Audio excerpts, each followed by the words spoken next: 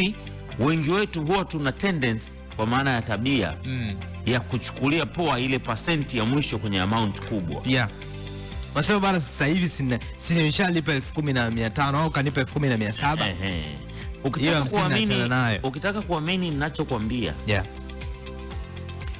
Ukienda benki ukaulizia salio, watu wengi sana anaangalia salio, anaambiwa una 550,500 na senti 60. Asa hizo senti zile senti 60 hakuna anayejali. Asa waache senti 60 watu 100. Bei gani? Singekuwa redio ningeongea kitu. Yaani bei gani hiyo?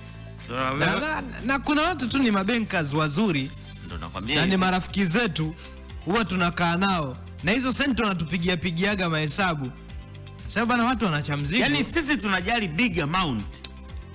Lakini hujui kabisa kale ka amount kadogo huwa tukajali. Hapo unakuta teller anakuambia kabisa, labda kwa mfano anakuambia umetoa 40,000, account yako ina 45,550, andika tu 45,500.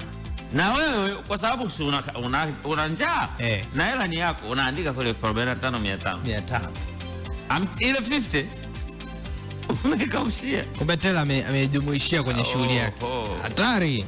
Hiyo ndo maelekezo binafsi bwana, tusilala.